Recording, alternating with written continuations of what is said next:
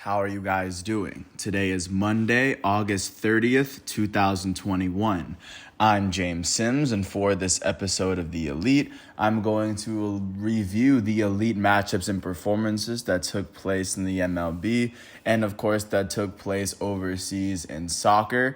As we are at this point of the year, as the NFL and NBA are slowly approaching their seasons as well. And additionally, I'm previewing everything that's going on today as we navigate through the world of sports one day at a time. Starting off with the MLB, jumping out to Pittsburgh, the Pittsburgh Pirates hosted the St. Louis Cardinals. The Pirates would pull off a 4-3 win at home.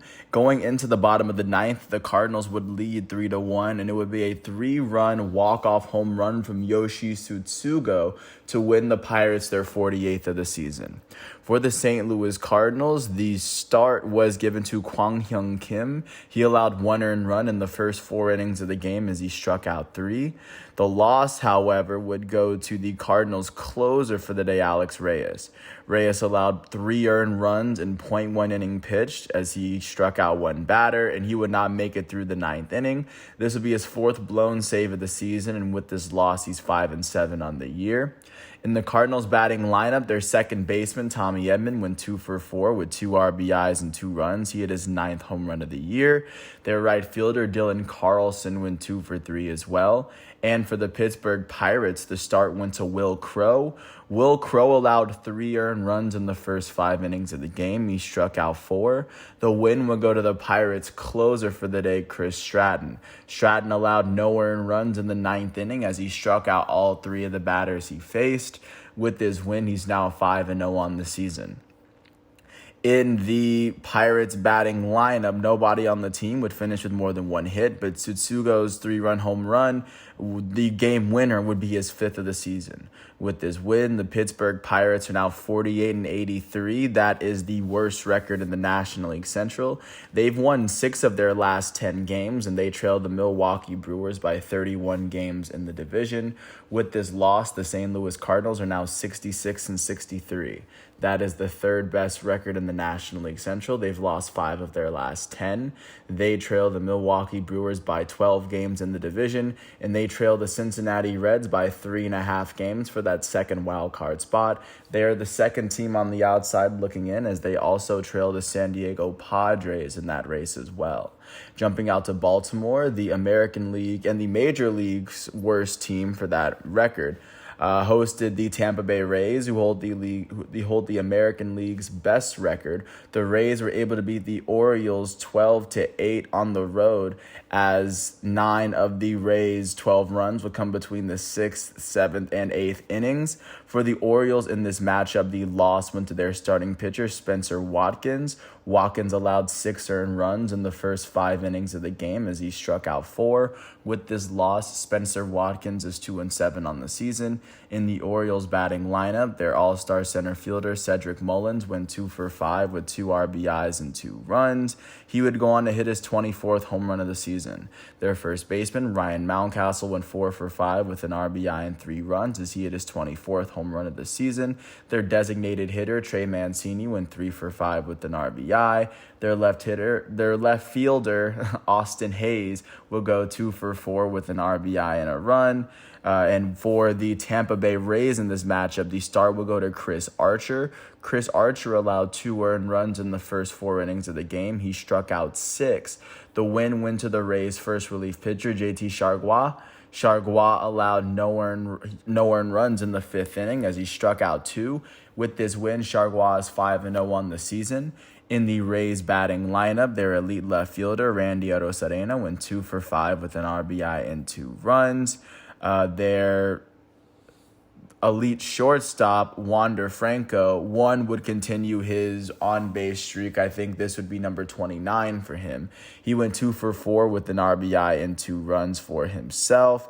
Their third baseman, Joey Wendell, would be the best hitter of the night last night. He went 3 for 4 with 6 RBIs and 2 runs. He hit his 8th and 9th home runs of the season.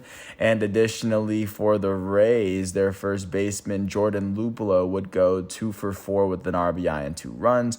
Luplow would hit his 8th home run of the year.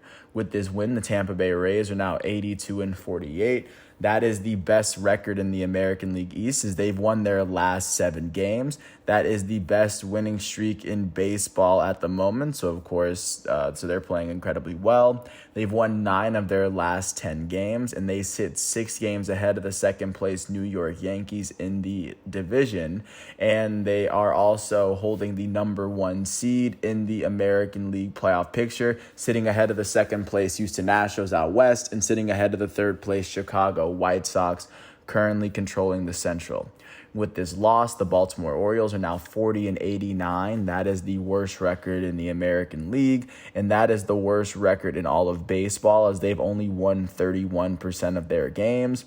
They currently have lost their last 3 games. They've lost 8 of their last 10. They trail the Tampa Bay Rays by 41.5 games. That is the gap in the American League, as it is actually bigger than the gap in the National League, as the Diamondbacks only trail the Giants by 41 games. That's half a game less than the American League gap.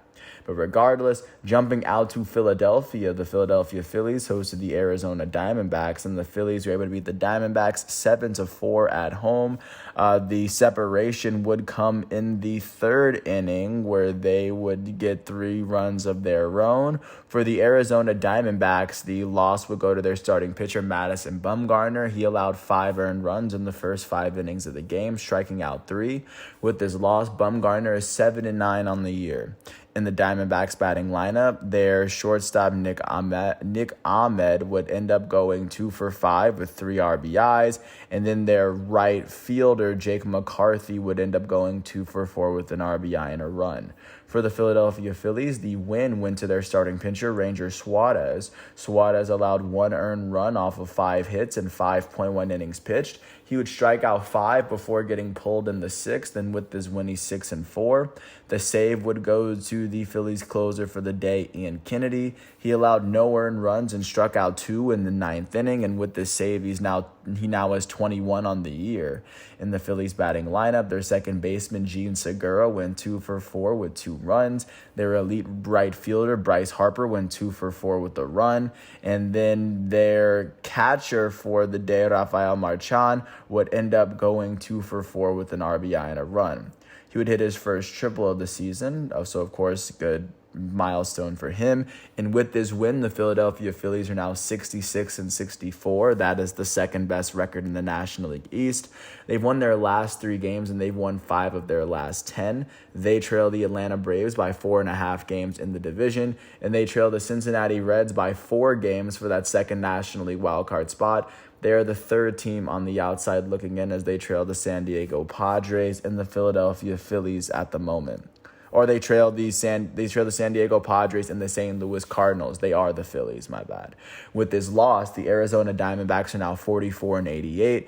That is the worst record in the National League West, and that is the worst record in the National League. They've lost their last 3 games. They've lost 7 of their last 10, and they trail the San Francisco Giants by 41 games in the division.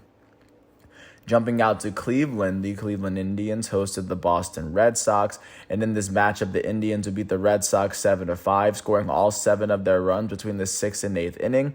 Going into the bottom of the 6th, they were trailing 4-0.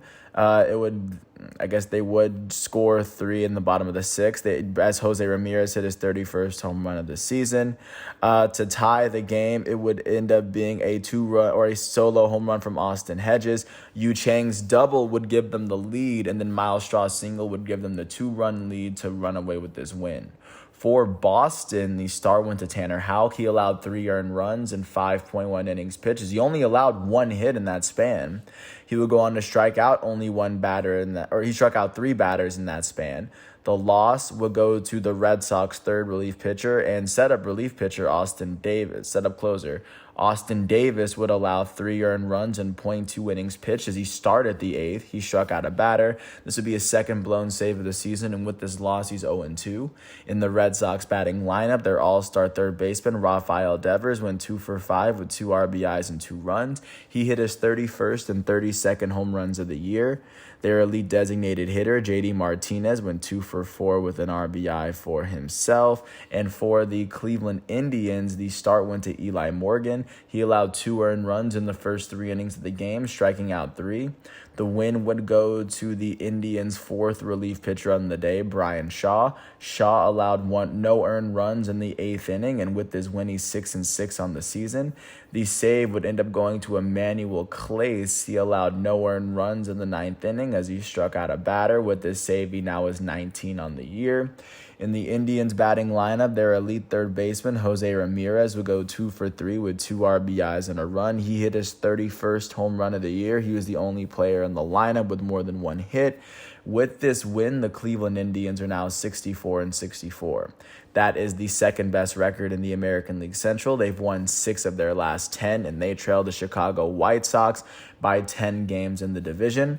With this loss, the Boston Red Sox are now 75-57. That is the third best record in the American League East. They've lost 4 of their last 10. They trail the Tampa Bay Rays by 8 games in the division, and they are holding on to sole possession of the second American League wildcard spot. They sit 2 games behind the New York Yankees, who are holding on to the first spot, and they sit 2.5 games ahead of the Oakland Athletics, who are at the moment the first team on the outside looking in. Jumping out to Queens, the New York Mets hosted the Washington Nationals from within their own division. The Mets would beat the Nationals 9-4 at home. For the Nationals, the loss would go to their starting pitcher, Eric Fetty. Eric Fetty allowed 6 runs in 5.1 innings pitched. He would strike out 6 before getting pulled in the 6th.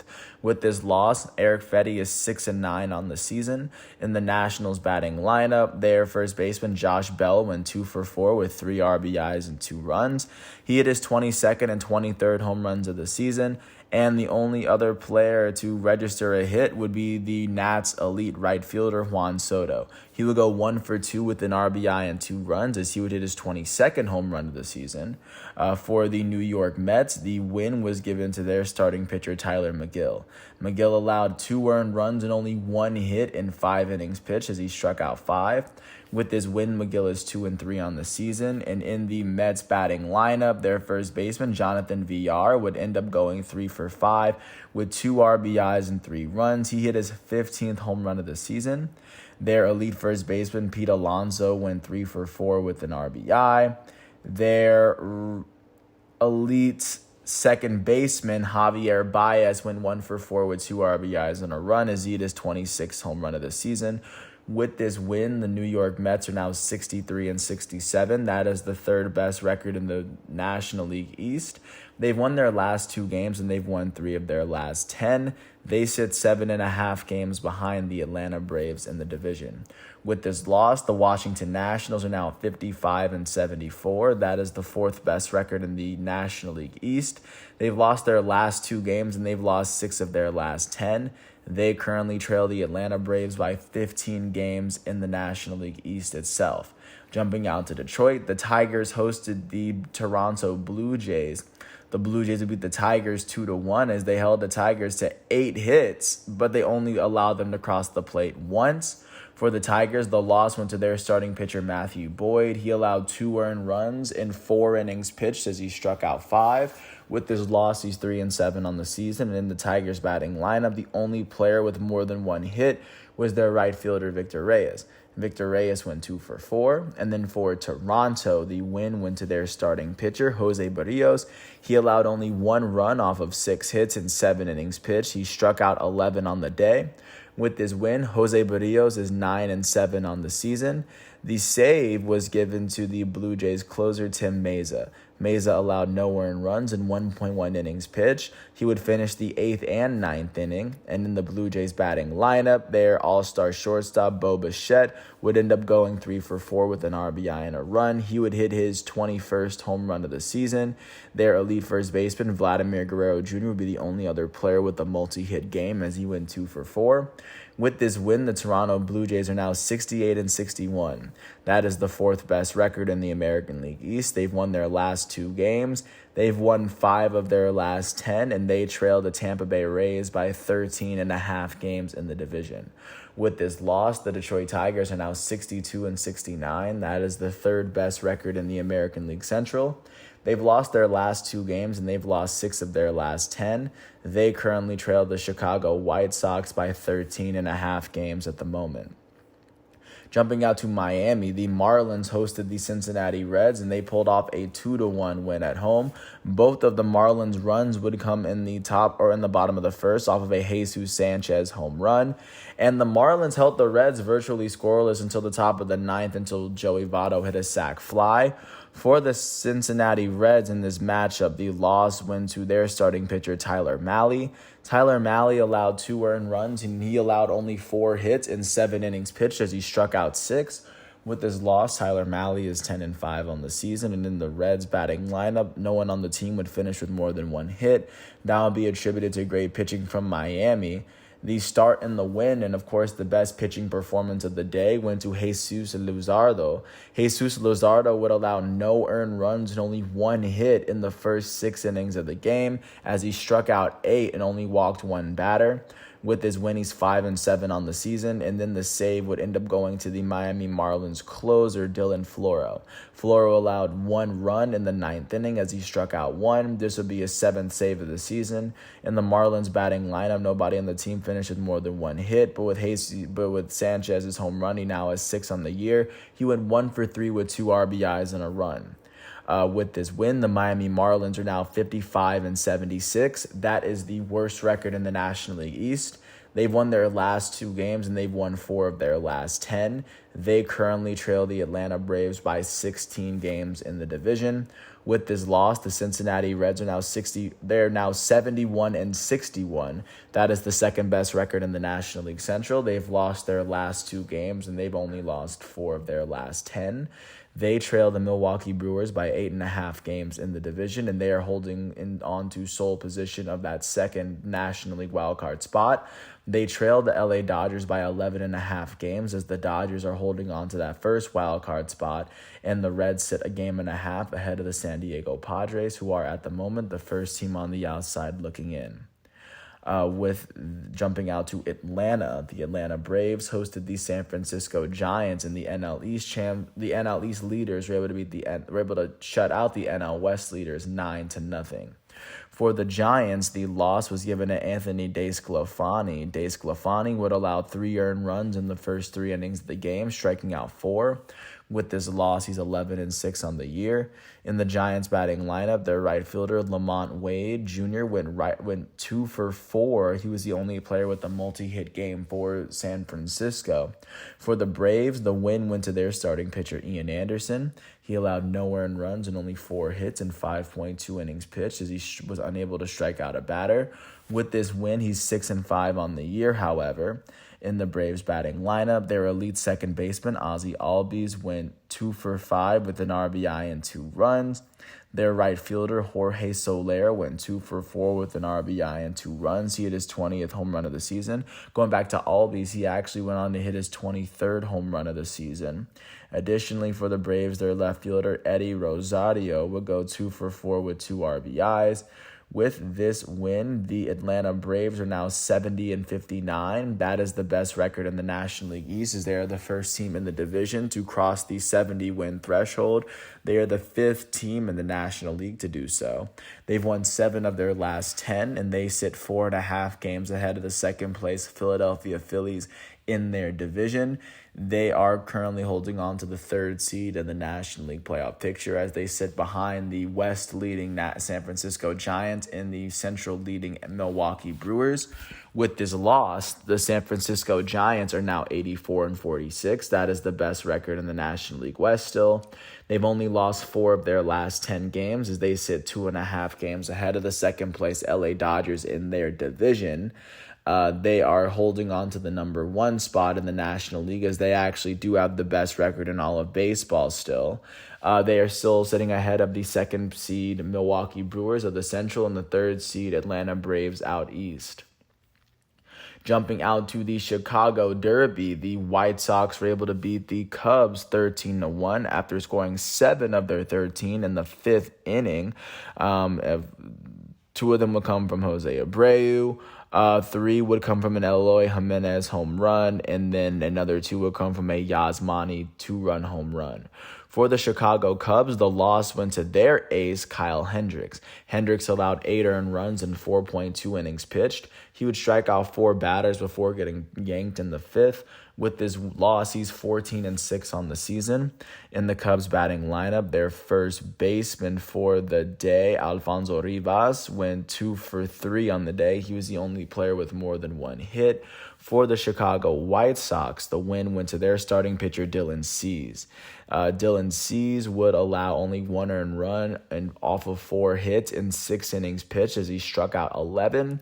After getting 11 strikeouts, he would pick his 11th win of the season. He's out 11-6 in the White Sox batting lineup. Their center fielder, Luis Robert, went 2 for 4 with 3 RBIs and 3 runs.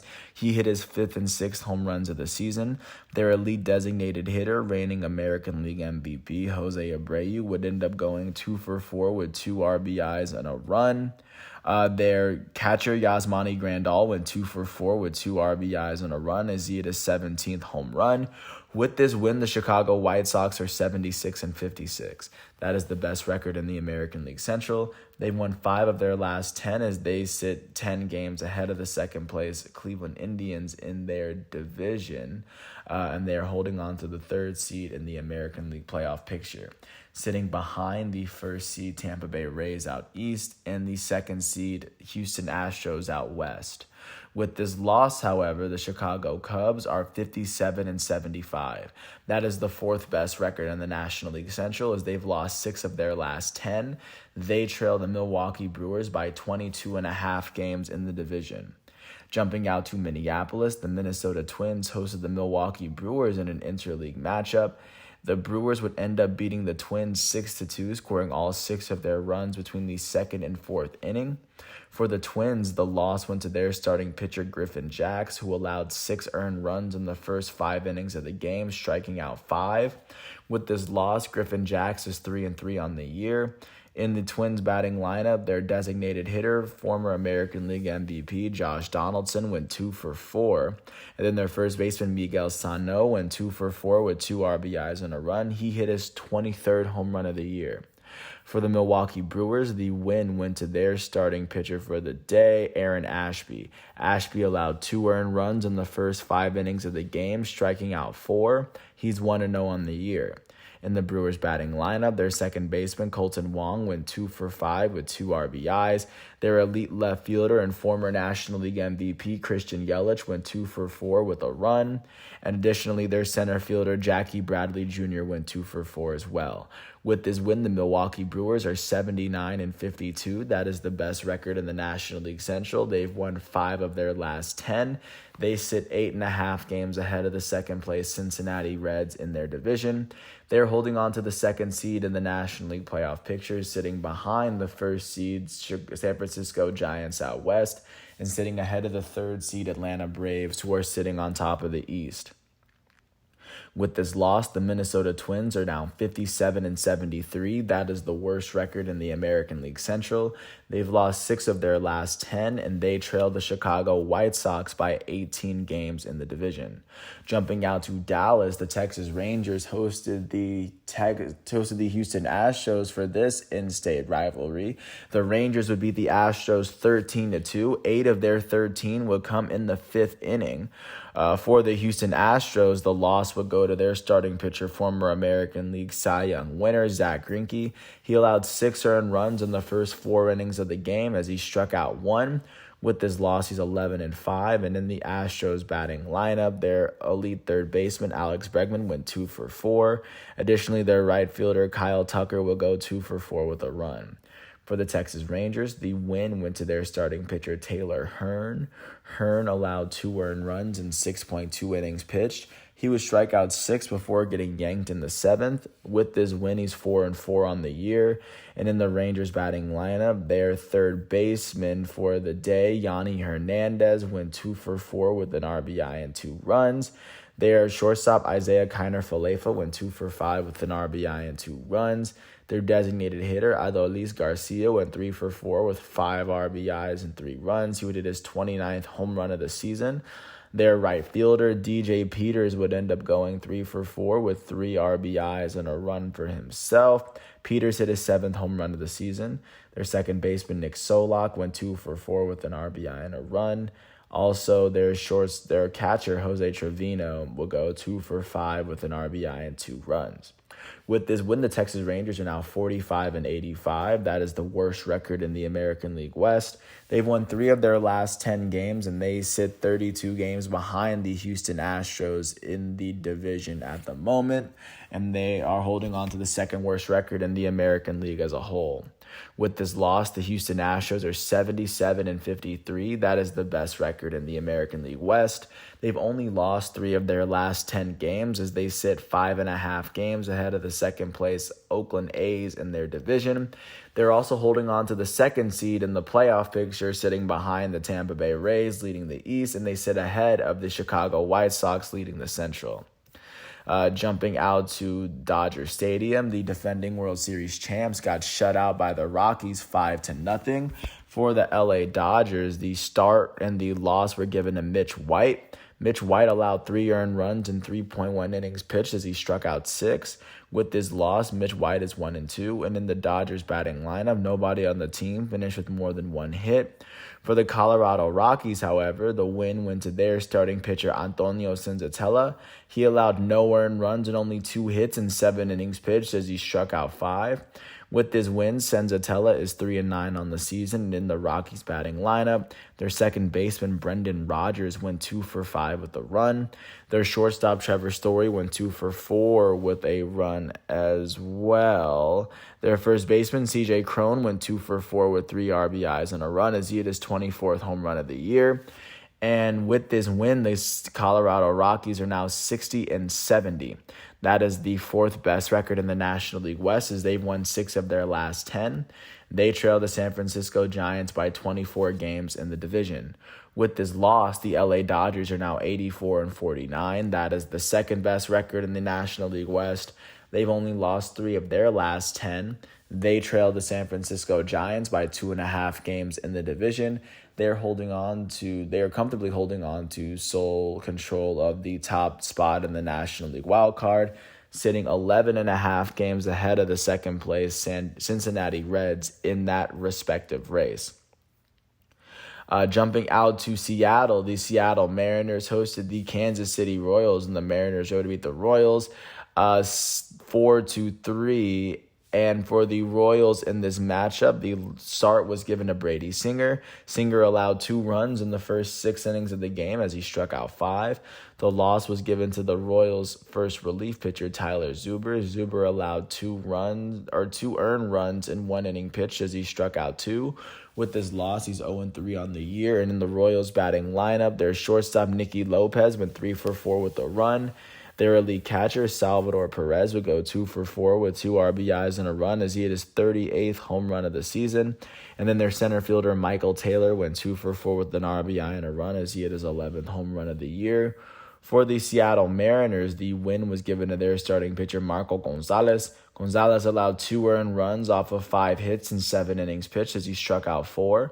With this win, he's 6-5 on the season, and the save was given to their closer, Drew Steckenrider. Steckenrider allowed no earned runs in 1 inning pitched as he picked up his 7th save of the year. In their win, their right fielder, Mitch Haniger, went 2 for 3 with a run. With this win, the Seattle Mariners are now 70-61. That is the 3rd best record in the American League West. They've won 5 of their last 10 as they now trail the Houston Astros by 7.5 games in the division. They sit 4.5 games behind the Boston Red Sox in the American League wildcard race. They are the 2nd team on the outside looking in as they also trail the Oakland Athletics as well. They stand in their way of a playoff place. And with this loss, the Kansas City Royals are now 59-71. That is the 4th best record in the American League Central. They've lost 3 of their last 10 games, and they trail the Chicago White Sox by 16 games in the division. Last but not least, jumping out to the Bay Area, the Oakland Athletics hosted the New York Yankees, and in these two teams fighting for playoff positioning, it would be the Athletics that came up victorious in this one. They won this one 3-1. Going into the bottom of the eighth, the score was tied at 1, and it would be a 2-run home run from Tony Kemp to give the Athletics a much-needed win at home. For the New York Yankees, the start was given to Jordan Montgomery. He allowed 1 run in 6 innings pitched as he struck out 3. The loss was given to their closer, Chad Green. Chad Green would allow 2 earned runs in the 8th inning, and with this loss, he's 7-6. In the Yankees batting lineup, their elite designated hitter, Giancarlo, will go 2 for 4. And in the Oakland Athletics pitching lineup, the start went to Paul Blackburn. Blackburn allowed no earned runs off of 5 hits and 5 innings pitched as he struck out 1. The win was given to the A's 4th relief pitcher on the day, Deolis Guerra. Guerra allowed no earned He allowed no earned runs in 1 inning pitched as he struck out a batter, and with this win, he's 2-1 on the season. The save would go to the Athletics closer, Andrew Chafin. Chafin allowed no earned runs in the 9th inning as he struck out 2. He picked up his 2nd save of the year. In the A's batting lineup, their second baseman, Josh Harrison, would end up going 2 for 4. Their catcher, Yan Gomes, would go 2 for 4 with a run. And then their pinch-hitting left fielder, Tony Kemp, went 2 for 2 with 2 RBIs and a run, hitting his 5th home run of the year to win the A's the game, essentially. With this win, the Oakland Athletics are now 72-59. That is the second best record in the American League West. They've won their last 2 games, and they've won 4 of their last 10. They sit 5.5 games behind the Oakland Athletics in the American League West, and they sit 2.5 games behind the second place Boston Red Sox for that second spot. They are the first team on the outside looking in. With this loss, however, the New York Yankees are 76-54. That is the second best record in the American League East. This is their second loss since their 14-game winning streak. They've lost 2 of their last 16 games. They still sit 6 games behind the Tampa Bay Rays in the division. They are holding on to the sole possession of the top spot in the American League wildcard spot, sitting 2 games ahead of the second place Boston Red Sox. So that is what the MLB is looking like following yesterday. Looking into what's going on today, as of course today is Monday. At 2:10, just to make up on a game from July, Casey Mize and the Detroit Tigers are going to host Bailey Ober and the Minnesota Twins. Mize takes the mound with a 7-6 record, holding a 3.55 ERA. At 6:40, Luis Castillo and the Cincinnati Reds are going to host John Lester and the St. Louis Cardinals. At 7:05 on ESPN+, Josiah Gray and the Washington Nationals are going to host Zach Wheeler and the Philadelphia Phillies. Wheeler enters his matchup with a 10-9 record, holding a 2.90 ERA. At 7:07, Robbie Ray and the Toronto Blue Jays are going to host Chris Ellis and the Baltimore Orioles. Robbie Ray enters his matchup with a 9-5 record, holding a 2.72 ERA. At 7:10 on ESPN, Luis Patino and the Tampa Bay Rays are going to host Nick Pivetta and the Boston Red Sox. At 8:05, AJ Alexy and the Texas Rangers are going to host German Marquez and the Colorado Rockies. At 9:38, the Los Angeles Angels are going to host Corey Kluber, who's going to take the mound for the elite starting pitcher for the New York Yankees. Kluber enters his matchup with a 4-3 record on the season, holding a 3.04 ERA. At 9:40, Tyler Gilbert and the Arizona Diamondbacks are going to host Chris Paddock and the San Diego Padres. At 9:45, Johnny Cueto and the San Francisco Giants are going to host Corbin Burns and the Milwaukee Brewers. The all-star starting pitcher for Milwaukee enters his matchup with an 8-4 record, holding a 2.30 ERA. Johnny Cueto right now is 7-6, holding a 3.73 ERA coming into this matchup. At 10:10, last but not least, Chris Flexen and the Seattle Mariners are going to host Luis Garcia and the Houston Astros. Garcia enters his matchup with a 10-6 record, holding a 3.21 ERA. Chris Flexen enters his matchup with an 11-5 record, holding a 3.54 ERA. And at the same time on ESPN, it will be the LA Dodgers hosting the Atlanta Braves. Drew Smyly is going to get the start for the Braves, and Julio Urias is going to get the start for the LA Dodgers. Julio Urias takes the home mound, holding a 14-3 record alongside a 3.17 ERA. That's what's going on with baseball. Taking a glance at what's going on outside of our continent, jumping league by league, especially with what happened yesterday. Starting off in England in the Premier League. Tottenham was able to beat Watford 1-0. They're the only team who has gone perfect so far in the Premier League through their first three matchups. The only goal of the matchup will come in the 42nd minute from their elite Korean forward Son Heung-min. So of course that's how Tottenham got here. Manchester United was able to beat Wolverhampton 1-0 as Mason Greenwood would score in the 80th minute to give them what they needed. Right now they are tied with West Ham, Chelsea, Liverpool, and Everton for the second best record in the Premier League through the first three matches of the season. So that is what the Premier League is looking like following this weekend. Jumping to what's going on with La Liga, Barcelona hosted Getafe and was able to pull off a 2-1 win at home. First goal will come in the second minute from Sergio Roberto. Getafe responded about 16 minutes later, and following that, in the 30th minute, it will be a goal from Memphis Depay to give Barcelona the 2-1 lead they would eventually run away with. With this win, Barcelona is, or I guess, in addition to this, Barcelona, when they won this game, they were tied for the top of La Liga. Atletico Madrid had a chance of taking the top of La Liga with a win, but they would end up drawing with Villarreal 2-2. Villarreal, just to jog everyone's memory, they are the winners of the Europa League, the defending champs. The first goal will come from Villarreal from Trijueros in the 52nd minute. And then it'll be Luis Suarez, Atletico's elite Uruguayan striker, in the 56th minute to even it up. Then Villarreal would score in the 74th minute to take a 2-1 lead. And then Atletico Madrid would score off of a very clumsy own goal in the 95th minute. And with this draw, Atletico Madrid sits with Sevilla, Real Madrid, Valencia, and Barcelona, as well as Mallorca, with 2 wins and a draw through the first 3 weeks of playing thus far. In the Bundesliga, VfL Wolfsburg was able to retain the top of the table. They are the only German team that is perfect. So that's how that was the recent development in what's going on with Germany. Jumping out to Italy, AC Milan was able to beat Cagliari 4-1, as 2 of their goals will come from their French forward Olivier Giroud. With this win, AC Milan is currently sitting tied with Napoli, Roma, Inter Milan, and Lazio as the teams that have won their first 2 matchups thus far, as Serie A started a week later. And then looking at the Ligue 1 developments from today, PSG, Paris Saint-Germain would face Stade de Reims and would pull off a 2-0 win to stay perfect in Ligue 1. Both their goals will come from their elite French forward, Kylian Mbappe. He would get a nice header goal in the first.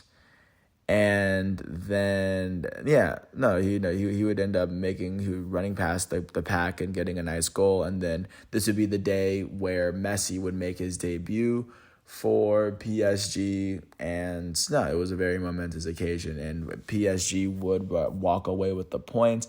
And as soccer goes away towards international break for UEFA or for World Cup qualifiers, PSG is the only team in Ligue 1 that is perfect through their first 4 matchups of the season. So they are in very prime position as we take a pause from soccer, as soccer will resume on Wednesday, August 1st, as that is when FIFA World Cup qualifying picks up. So until then, I want to thank everyone. I want to thank first the MLB websites, the ESPN, FIFA, and everyone that I used to make this episode. I want to apologize to all the people whose names I butchered. I eventually hope to get them right.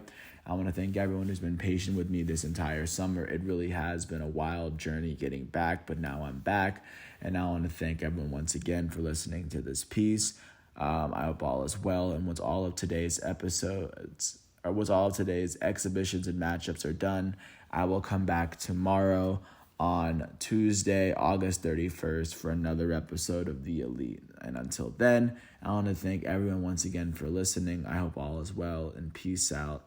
I'll catch you with another episode tomorrow.